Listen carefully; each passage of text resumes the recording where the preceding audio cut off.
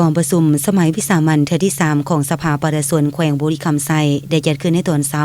วันที่29ตุลาคม2025ที่ห้องประชุมสภาประชาชนแขวงโดยภายใต้การเป็นประธานของท่านสุวรรณีไสสนาประธานสภาประชาชนแขวง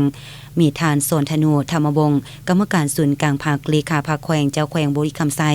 มีสมาชิกสภาแห่งชาติประจำเขตเลือกตั้งที่11แขวงบุรีคำไซ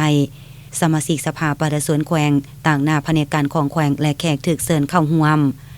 ในวาระดำเนินกองประชุมทานใส่คำทองลานหอกประธานสภาประชาชนแขวงต่างหน้าคณะประจำสภาประชาชนแขวงได้ขึ้นพันหนังสือเสนอของทานเจ้าแขวงบุรีคำไซว่าด้วยการเสนอพิจารณารับรองการแต่งตั้งทานคำแวนปัญญานุวงศ์เป็นประธานคณะกรรมการปกครองแขวงบุรีคำไซผ่านการลงประชามติมีผู้ลงคะแนนเสียงทั้งหมด25ท่านเท่ากับ100ส่วน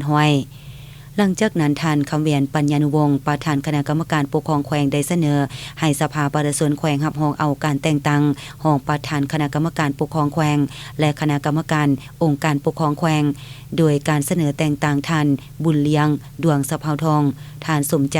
คุณภาไซเป็นรองประธานคณะกรรมการปกครองแขวงและเสนอแต่งตั้งท่านพลยตวาคำแพนวิลือธรรมเป็นหัวหน้าการทหารกองบัญชาการทหารแขวงท่านพลยตวากุงจันทร์ใส่ปัญญาเป็นหัวหน้ากองบัญชาการปกสแขวงท่านทองมณีโคตรปัญญาเป็นหัวหน้าห้องว่าการแขวงท่านสุนทองวีบุญกวางเป็นหัวหน้าแผนกยุติธรรมแขวงท่านลมแผงสุขเป็นหัวหน้าแผนกศึกษาธิการและกีฬาแขวงท่านอุดมวงไก่ซอนเป็นหัวหน้าแผนกวัฒนธรรมและการท่องเที่ยวท่านดร.สอนไซปัญญานุวงศ์เป็นหัวหน้าแผนกสาธารณสุขท่านพันแสงวีภาวันเป็นหัวหน้าแผนกการเงินท่านโพคำจันทสุขเป็นหัวหน้าแผนกกสิกรรมและสิ่งแวดล้อมท่านขอนสวรรค์สุขเสริมเป็นหัวหน้าแผนกอุตสาหกรรมและการค้า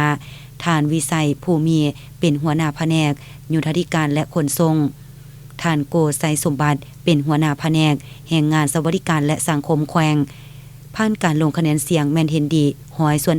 100พร้อมกันนี้ในกองประชุมยังได้เสนอรับรองเอาข้อตกลงว่าด้วยการประเมินราคาที่ดินเพื่อเป็นพื้นฐานคิดรายอากรที่ดินภายในแขวงและแผนผังรวมพัฒนาตัวเมืองปากสัน